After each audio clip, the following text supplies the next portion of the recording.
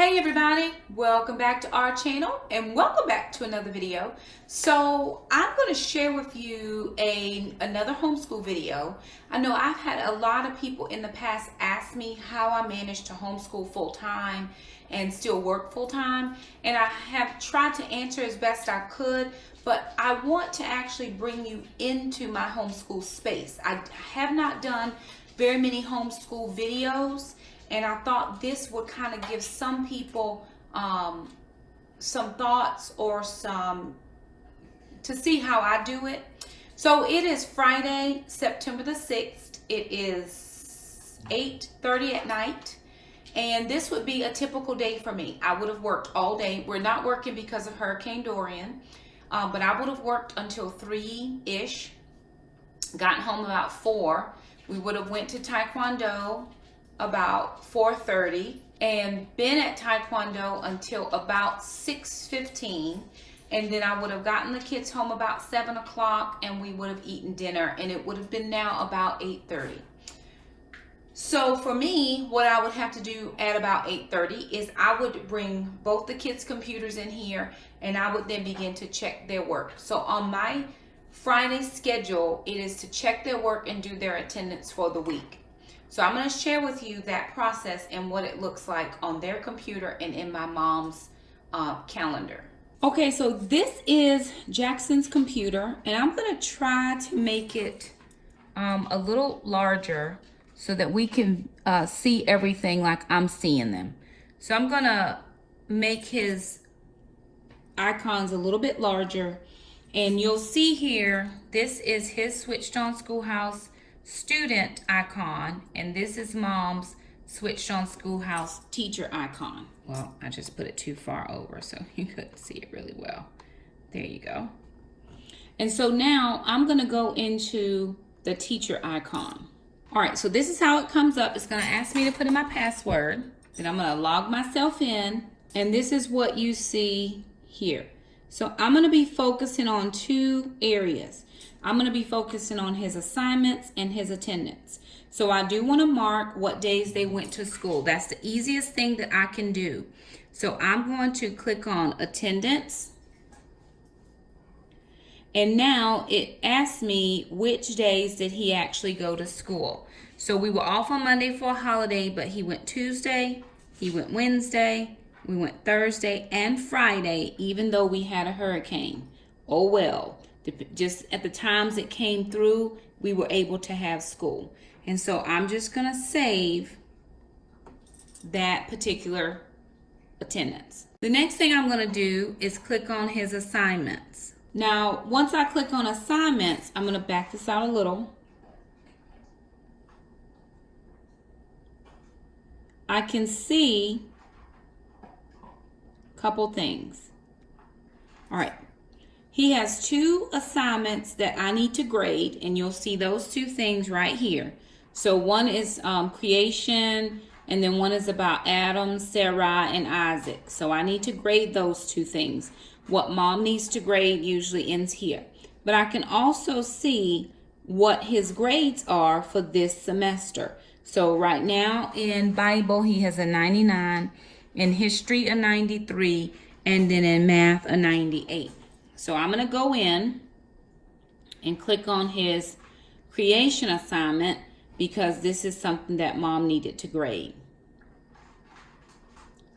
Now he submitted it on his side of the computer. I'm grading it on my side of the computer. So the question is, explain in detail what happened, how man and woman were created. And so down here, it gives me the teacher key. So it gives me the teacher key down here, and I can look. All right, it says, it should say something like man was created in God's image. When I go back and look at Jackson's answer, it says, and he took man from the earth and created man in his image. That's good enough for me. Meets the criteria. I click here. Then down at the bottom, it'll say this is 0 points out of 3 points. 3 is the maximum number of points they can get for this question. So I change that to 3 points, and then I'll click save. Once I click save, I'm going to close that lesson because I'm done with it. And then I'm going to do the same thing. Now I want to investigate further his grades for the week. So if I go through and look, he's got a 99 in Bible, a 93 in history, a 98 in math. He's pretty much doing okay in math and Bible. But there's got to be some issues here in history.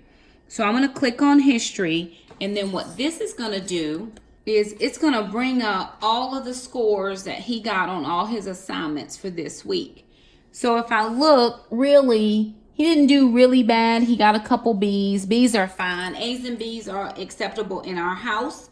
But if there was something I didn't like here, then I could go in and reset an assignment for him to redo something. So that's how I get chance to go back in.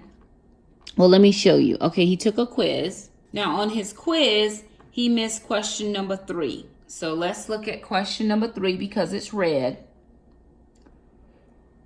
And he didn't get the right answer here. If I wanted to, I could go down, further down, to where it says reassign, and I could reassign this problem. But like I said, he made a B. I'm not going to worry about it. I'm going to close out this quiz. Now, once I've seen everything I needed to see in this particular piece of it, then I'm pretty much done with his computer for the week. It asks me, do I want to save? Am I going to exit? Yes. Then it'll ask me, do I want to do a backup? I say no. I only back up at the end of the year. So pretty much I'm done with everything I would have needed to do for Jackson. And then I would repeat that process for Alana. Now let me share with you some other things that I'm having to do for Alana. All right, so this is my calendar. This is my teacher calendar. And this is for September 2019 because the kids started school on the 3rd. Now, with that being said, I've written down everything that we need to be working on for this particular month. Everything is written down. Everything has a color. And then down here at the bottom, I've put in some additional things that the kids will be working on. Handwriting, cursive writing, daily devotionals, and daily vocabulary. Also, Alana will have Family Consumer Science starting next week. So on the 9th, she's going to have Family Consumer Science. She's going to have 1 chapter each week. She can do it anytime she wants, as long as it's done by Friday. And the reason it has to be done by Friday is because on Saturday, she's going to have a lab. So her very first lab is Saturday, September the 14th, and she has a cookie lab. And then, if you notice on Saturday, it also says weekly review SOS assignments, which is what I just did with Jackson. I just went in and went over any of his assignments. Now, that doesn't mean I won't review assignments any other day. It just means I'm making that day my specific day. Partially because I'm home on Saturdays and I have more time. If I need to go back and teach a concept, I can. But I can also teach concepts different days of the week. So if they have issues with school, we skip Taekwondo for that particular day because they need to get their school. That's most important. So these are the units that she has to work on for her Family Consumer Science. She has 6 units but 14 lessons. We're going to be in school 18 weeks. So she's going to have 1 lesson per week. And then at the final, she's going to have a big project. So that's going to be 15 weeks. So we did not do anything the first week of school, so that's the 16th week. And then we have 2 weeks in there in case we need to do some shifting around with our schedule. So this is exactly what happens from this book, and I'll show you how I put it in my calendar. So on Mondays, I have assigned her, you'll see it says FCS Chapter 1, Unit 1, which is Family Consumer Science, Chapter 1 or Lesson 1, which is Kitchen and Food Safety. So she has 1 full week to work on kitchen and food safety. And then on that Friday, she has a cookie lab, which she will actually have to do the lab portion in the kitchen by herself, following a recipe. So I've gone through and on all my Mondays, I've written down each chapter and unit that it goes with.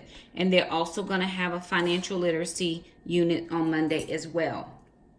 So I put those in all the way through October. She has hers in. November, she has them in. And then up here where it says assignments, I just made myself a note that she's working on Unit 4, Serving with Style, and Unit 5, Let's Do Lunch. Those are the 2 units she's doing. She's doing chapters 10 through 11 because the last week of November is Thanksgiving week. So we only have school 2 days. So she has no family consumer science the last week of November because it's Thanksgiving vacation. So that's how I'm planning for my week and how I'm getting the kids, how I'm making sure that I stay caught up as a mom. One of the things that I know typically is a challenge for parents trying to homeschool is you get overwhelmed with the amount of stuff that you have to do. Well, for me, I'm setting time in my planner because I am a busy mom. Even while the kids are taking Taekwondo on Friday nights, if I need to take their computers with me, there's a plug at Taekwondo. I can plug in their computers if they need charging or whatever. And I can go through and work on their assignments while they're taking their class. So homeschooling is mobile for us sometimes. Sometimes it's not about being here at the house, at the table, or wherever they are at that moment. It's making it work for my schedule. And then, like I said, I just went ahead and wrote down every possible conceivable thing that we would have in their notebooks, in my calendar, and then I'll know how to get them scheduled. So I have Alana's lab manual. This is her, what she'll be doing for her labs, and her family consumer science booklet. I have my teacher key, and I just have to sit down and plan. So normally while I'm going through and reviewing their week, I'm going to be planning for them for the next week, just on the subjects that are not on their computer. So for those are handwriting, cursive writing, their daily devotions, their family consumer science. Financial literacy is going to be a family thing. We're actually going to sit down and have a budget committee meeting of 3. I've always done my budget myself and had a budget committee meeting of 1. So now with family literacy, we're going to be having a budget committee meeting of 3. And the kids will actually get to help with some of the budgeting items. With Alana, because she's working on her family consumer science, her portion of that is going to be working on her food budget. With Jackson, he's got some things he wants to save up for, and he's asked for some different things. So he'll be working his budget around the things he wants to save, and how many hours do I need to work and what rate and how do I save, because he's going to be cutting grass starting next summer. How can he save and put in money in those accounts? So I wanted to share with you just this week to see how we finished up the first week. Everybody did really well. I did have to do some teaching today with geometry and with Jackson with his prime factorization. No problem, because we were home. Now, if I had been working, I would have had to teach in the evening. No problem. We just, once I showed him a couple problems, we worked them out together. So I always have them to write out in their notebooks the problems. He caught on just fine with no problem. So we're doing good. I even wrote in here on the 20th of September, they're going to get their progress report. So I'll know that I need to print out progress reports on the 19th so that they can have that to take to Taekwondo when they go on the 20th. And then I wrote down our schedule here of what they have. Tuesday, Wednesday, Thursday, Friday, Saturday, right? Who has what? And then Jackson is a blue dot, Alana is a red dot. And then over here, they both have to work on handwriting. Alana works on cursive. I should have put a blue dot for Jackson as well. And they both have daily devotions. And then Alana is going to have daily vocabulary. One of the weak areas for her on her EOGs was vocabulary. So that's how I'm pulling in for her to help increase her vocabulary. And I have printed out and put into my notebook all of the SAT words for 9th grade, 10th grade, and 6th grade. So I'm going to give her some vocabulary just to be working on, and she'll be able to look at her vocabulary. These are my SAT words for 9th grade, and I just pulled those and printed them. So because that was an area for her. With Jackson, on his EOGs, the one area he had a struggle in was his language structure and usage. So I'll be pulling in a lot of language structure activities for him. So that's week 1. That's a recap of how we're going to be working it. The one thing that I want to share with you, if you're a single parent and you're thinking about homeschooling, please don't let anybody discourage you from doing that. Only you know what's best for your children. There is nothing that says somebody else can make that determination for you. I will say this, check with your state. There should be a portion of the Department of Public Instruction that is for non-school or non-public instruction. We have a portion of that for North Carolina. They have all their state regulations and guidelines that all we have to do is download. We can print them out. We can and follow those. Follow all your state guidelines. My state requires me to register my school and my students, which I have updated my students. Make sure you update your students every year, because I think for the first couple years I didn't remember to update every year, and then they'll send you a letter and say, are you still homeschooling? Yes, I'm still homeschooling, so I just make sure to update that every year with the, it'll ask you what ages you have, and this year Jackson is 10 and Alana is 15, and then what grades they're in. The next thing is to make sure that you follow all your regulations. So I have to take attendance every day, which you just saw me take attendance on their computers, and I can print out their attendance report. Same thing that would happen at a regular public school. Every day they take attendance and they send an attendance report. The next thing I have to do is I have to test my kids. So at the end of every year, they take a test. The first couple years they did the Iowa State test. In the last 3 years, we've done the California Achievement, just because it's been simpler, it's easy, and they can do it online. Were my kids ever to go back to public school, all I have to do is have my test results, which I have in my binder, and I would take that back to their school and say, these are their test results, and they would go into the exact grades that they're supposed to go based on their EOG scores. So those are official EOG scores that we keep. Some states do not require any testing. My students will graduate with a diploma, not a GED. They will have a diploma issued by the state of North Carolina. They will have a graduation ceremony. We will go to Raleigh, which is our state capital, and my kids will have graduation. The next thing I want to say is don't compare your school. Your school is not the same as anybody else's school. I have to do my schedule the way I can do it. I work full time. They do Taekwondo full time. We're busy. I have my mama, all the things. So for me, Monday is homeschool day. If I need to teach anything, I need to go back and rebrush, I need to go back and review, then I do that on Mondays. It doesn't mean I can't do it on another day. It just means Monday is my set aside day.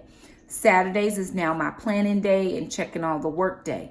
Sometimes last year I didn't check every week, and then I would, get behind. I'm working on not getting behind, so I'm going to set a reminder on my phone.